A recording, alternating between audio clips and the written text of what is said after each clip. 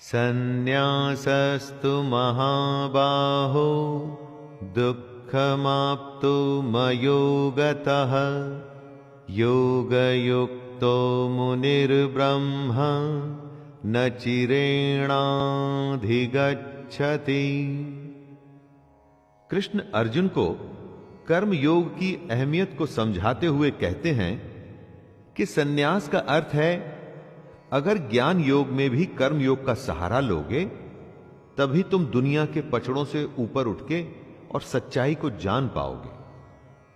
और अगर तुम्हें सच्चाई को जानना है तो अपने आप को कर्तापन यानी कि अहंकार, जैसे कि मैं हूं, मैं ही करता हूं, इसे छोड़ना होगा।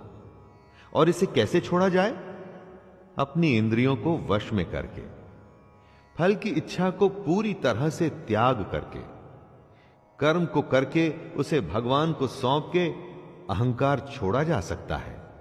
अगर आपने ज्ञान योग का सहारा लिया तब भी ये कर्मयोग तो आपको करना ही होगा, तो फिर सीधे कर्मयोग ही क्यों न किया जाए?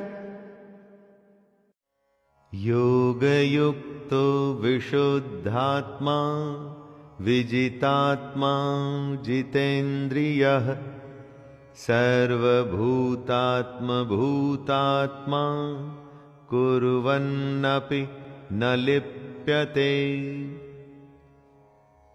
यदि नदी के पानी को आप चाहे घड़े में भर लें, वो रहेगा तो पानी ही। ऐसे ही हम भी उस परमात्मा में से निकले हैं, उसका अंश है हमारी आत्मा। बस इसी को हमने समझना है। और वो कैसे होगा? कृष्ण उत्तर देते हैं कि जिसका मन अपने वश में है, जिसने इंद्रियों को जीता है और जो अंदर से एकदम शुद्ध है, ऐसा कर्मयोगी कर्म करता हुआ भी कर्मों के चक्कर में नहीं पड़ता।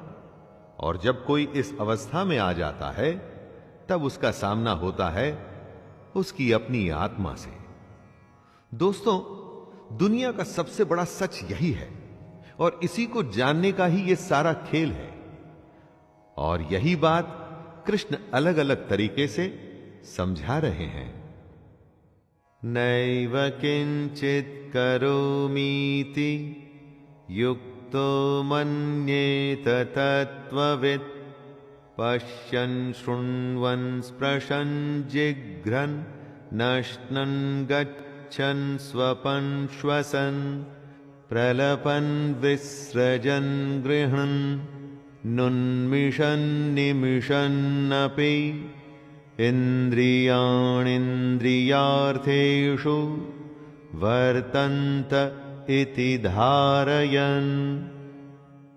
जो सच्चाई को जान चुका है, जिसे ज्ञान प्राप्त है, वो सांख्य योगी देखता है, सुनता है, स्पर्श करता है, सूंघता है, खाना खाता है, सोता है, सांस लेता है, बोलता है, सब कुछ करता है जो मैं और आप करते हैं। लेकिन उस ज्ञानी और हम सब में एक बहुत बड़ा फर्क है दोस्तों। वो ये कि सब कुछ करते हुए भी वो जान रहा है कि ये वो नहीं, कोई और कर रहा है।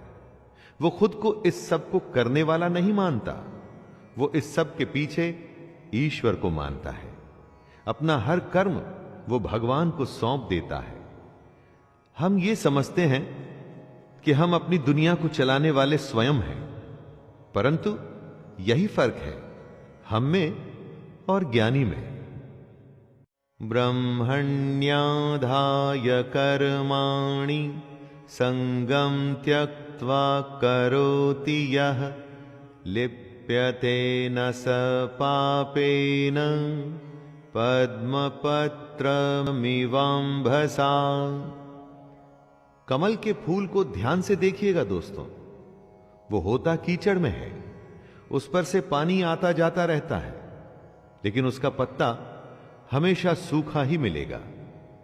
कीचड़ में रहकर भी वो उसमें लिप्त नहीं होता। यही समझदार की निशानी है। ऐसे ही इंसान को ज्ञानी कहते हैं, जो इस दुनिया में रहे, अपने सारे कर्म कर्तव्य निभाए, लेकिन उसमें लिप्त न हो, इनके चक्करों में न फंसे। जिम्मेदारियों से आप बच नहीं सकते दोस्तों, उनसे भागना कायरता होती है। जिम्मेदारियां तो हमें निभानी है, दुनिया के सारे काम करने ही पड़ेंगे, लेकिन ये काम ऐसे करने हैं जिसमें हम फंस न जाए, जैसा कि कृष्ण बता रहे हैं।